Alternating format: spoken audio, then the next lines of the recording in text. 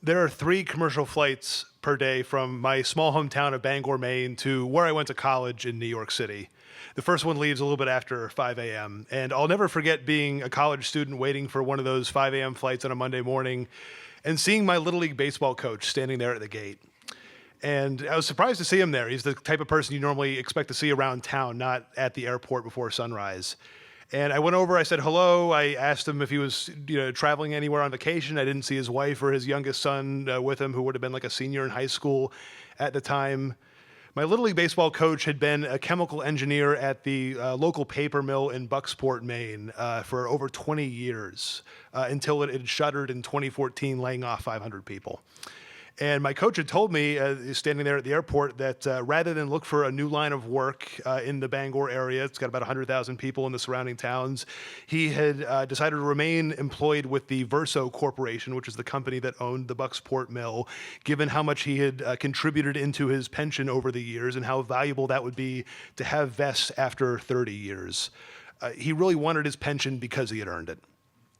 And so where was the nearest Verso-owned paper mill that my Little League coach could transfer to? Central Wisconsin. So I had caught my coach on his morning commute, where he was going to fly from Bangor to JFK, and then JFK to Milwaukee, and then catch a 2-hour shuttle to the mill. And then he would stay at a small apartment on Monday night, Tuesday night, Wednesday night, and then commute back to Bangor on Thursday. And seeing someone who would coach my Little League baseball team make that kind of sacrifice for the job he had worked decades for and for his family, that really stuck with me.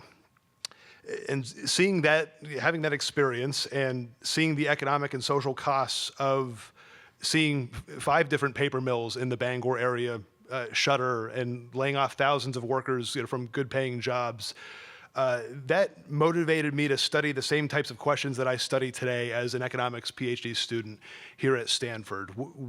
How do people cope with losing a job, particularly a good-paying job?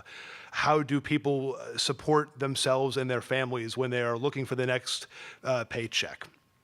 These questions relate to my dissertation as well, which starts with the fact that only half of workers in the United States actually claim unemployment insurance, or UI, when they lose a job through no fault of their own. So UI take-up in America is only 50%. And so this fact led me to collaborate with the Washington State Employment Security Department, so the agency that runs UI for the state of Washington. Now, it turns out one reason why you may not take up unemployment benefits is that you may have stigmatized beliefs about unemployment benefits. So you may feel ashamed that you haven't contributed enough into the system, or you may feel like you're not sufficiently needy. You may be worried about what your friends and your family might think of you. And we know that stigma keeps people from filing for other important benefits like food stamps. So as a researcher, as an economist, I wanted to know how much is stigma keeping people from filing for unemployment benefits? Is that contributing to this 50% take-up rate?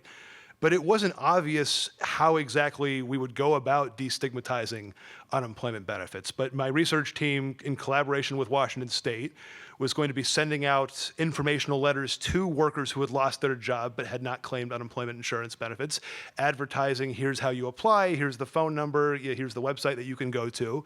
And so what we decided to do was what I thought would make sense is to randomize putting destigmatizing messages in these letters. So basically half of the letters would have a destigmatizing message, half of them wouldn't, and then you could compare the application rates for looking at those who applied, who got the destigmatizing message compared to those who didn't. I mean, randomization is kind of the gold standard for figuring out whether or not something works. It's a lot like the clinical trials in medicine in that sense.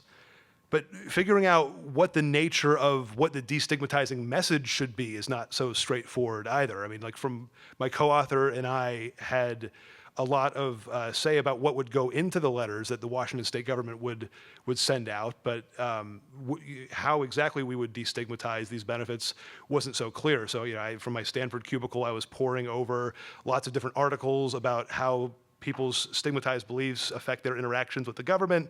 And we devised a lot of different candidate statements of what could go in these letters, but I still had a lot of doubt in the back of my mind about what would be successful.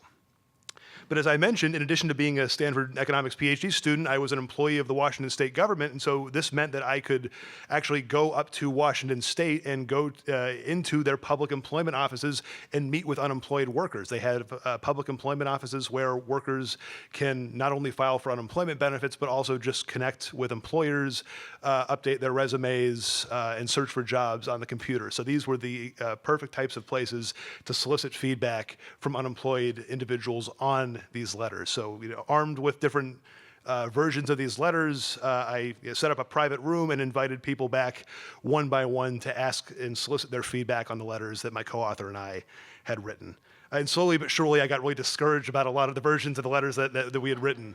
So I remember that one of the women that we had interviewed, she was about 40 years old, and she'd read a version of the letter that had likened unemployment insurance to car insurance. The idea just being that, just much like how you pay taxes into the unemployment insurance system, and you pay car insurance premiums on a regular basis, and it's there for you in bad times, and nobody really feels shame about filing a claim with Geico, basically.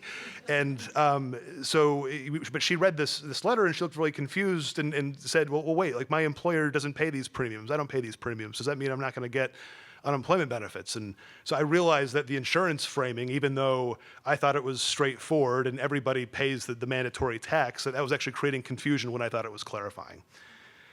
In a second instance, somebody who had the strongest reaction of anyone I spoke to that day was somebody that's read a version of the letter that emphasized that millions of Washington workers over the last couple years have claimed unemployment benefits. And the idea here is just to say that you are not alone. Many, many people have gone through this process. And when he read this letter, he looked really concerned, and he said, well, wait, like, why should I claim? Like, all the money is going to be gone. And I hadn't thought of it that way. That's not how unemployment insurance financing in the United States works. If you're legally entitled, then you get the benefits. But that I had to go back to the drawing board after that one. And so in between these sessions, I would go out into the common area. I would see people scrolling Indeed.com. I would see, I would have nice exchanges with the unemployed people who were looking for jobs there. They were often very nice in our conversations. One thing that I'd always remember would happen is anytime somebody would either land an interview or find a job, they would let one of the staff know, and then a staff member would go and get a cowbell and start ringing it, and the whole room would applaud and cheer. And that emphasis on reemployment and on work was really embedded into the fabric of the agency. And it made me realize it was not right to be thinking of our office and our agency as an unemployment office. It was much more of a reemployment office. And so that emphasis on work and that emphasis on the dignity of work and employment also ended up mapping into the message that ended up proving to be most effective with the people that I interviewed that day in Seattle.